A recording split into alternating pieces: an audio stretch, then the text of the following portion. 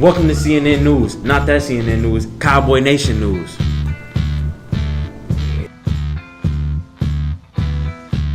A boy is brought from hard-time to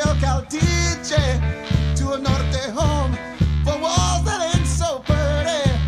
His parents give him love and affection to keep him strong, moving in the right direction, living just enough. All right, Western, I'm here with the one, the only Principal Garcia.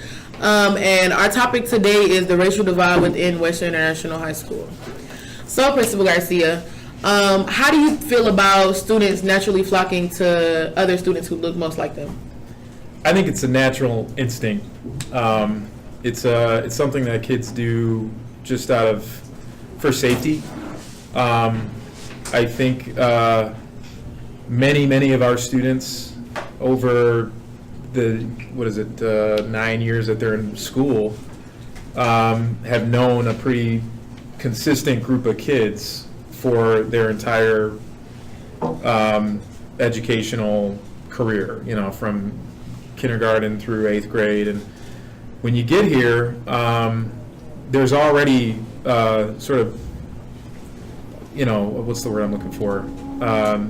There's sort of groups, connections already made prior to students coming to Western. And then I think you have students who participate in various sports and activities that already have been playing with each other. I can think of like our basketball team, for instance, have played a lot of AAU together. Mm-hmm. And they actually have there's a group and they call themselves the family. Mm-hmm. And so they've been playing with each other since God knows when, and have a natural tendency to kind of right. So congregate. What makes you think like that maybe students would be more afraid or less likely to make friends outside of their ethnic group?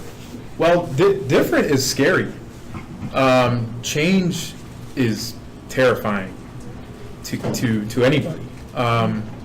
I think the older you get, the more aware you are of yourself, people around you, the more experiences you have. I think that kids in inner city urban environments have sort of like I almost want to say like an advantage on students who aren't, because I think as you exit the inner city, it becomes more homogenous, right, racially. Kids are of the same European, American, or whatever you want to call it, background, or African American descent or Hispanic descent. The more you get into the inner city, the more mixed it is. Even though Detroit, I think, is over 90% African American, Western is sort of like the outlier because of our mix and predominant Hispanic population. So I went on a tangent from that question, and I can't even remember what I was. Right. What was the question again? I was asking, why do you feel like students are more afraid to find friends outside of their ethnic group? One is change is scary, different is scary, and I think kids from both sides of the line, all three, all the different ethnicities we have in Western, hear only stereotypes of other races. Mm-hmm. And as a result, I think that they behave in a way that makes them avoid any kind of connection.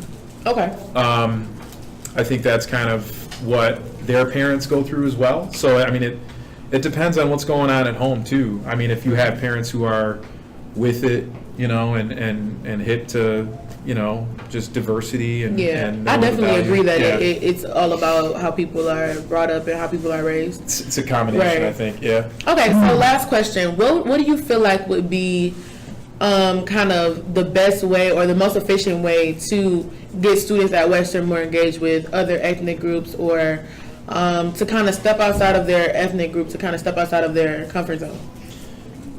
Well, I mean, I've got a couple ideas. You want me to talk about our idea yet? Briefly. Okay. Yeah, you can.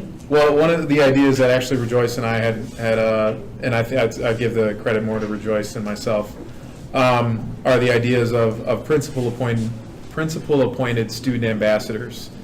I'm not calling it that yet because I'd like to think of a more snazzy acronym, but all about the snaz. I think that, and as Rejoice kind of described it, that there needs to be leaders in the grade levels who kids feel comfortable in going to.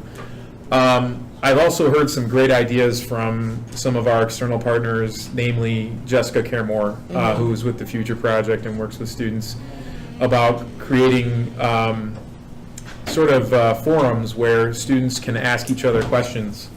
I think a lot of understanding, I know a lot of understanding, it's almost kind of like, it almost seems obvious at this point, or it should, but the way that you come to understanding is asking questions. Right. So if I can look at you and I can say, well, why do people say this about you? You know, your race or your culture or where you come from.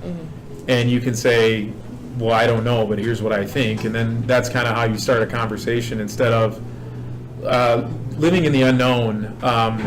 Is where you start to create and perpetuate stereotypes and realities that don't exist and make situations worse. And I think there was a time at Western, I would say, when was Southwestern brought in? I think it was, I want to say it was like 2012, where Southwestern and then Chatsey was collapsed and brought into Western, where there was a lot of assumptions about other kids, there was a lot of assumptions about kids from other areas and you know, different ethnicities or cultures or colors. And we almost had like a full-scale like race riot. Right. And it was bubbling. And I think just through conversation and some mediations, we were able to kind of like quell some of the tension. But I think there needs to be more open lines of communication. So I think the forums are a great way. I think the student ambassador idea is a good one. And communication.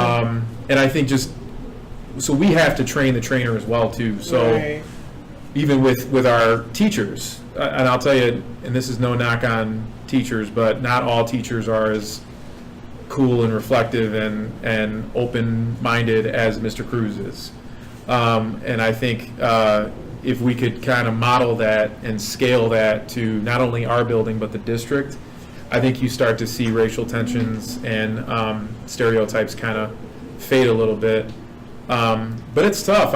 You're dealing with adults who grew up during a lot of real tumultuous, turbulent times where the media, and I hate even saying that because I sound like somebody else and I don't want to sound like that somebody else, but the media perpetuates stereotypes. Right. And then those stereotypes are taken at, every household and then expanded. And so if you can just imagine with 6 degrees of separation between every person and someone else, the profound ripple effect that has in neighborhoods and societies. Right. So to reverse that, think about the same kind of energy and effort needed to reverse that trend.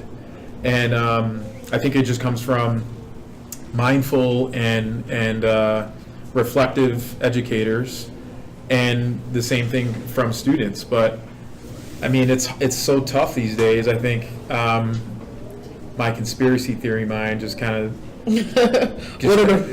tells you it's by design. The more that we argue amongst each other, the easier it is for whomever is turning the keys and steering the car to take us in a direction that they want to go in. And while we're in the back seat arguing with each other. For sure. Well, there you have it, out of the mouth of our very own principal. And we're going to wrap it up.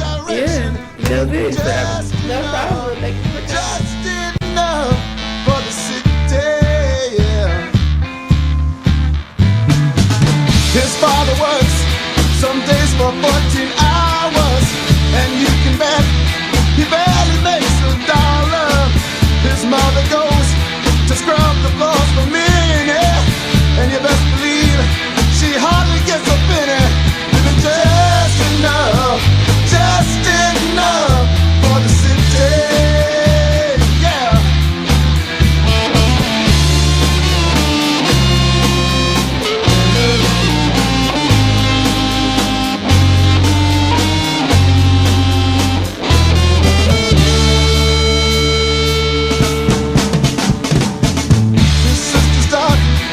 She's shown up pretty.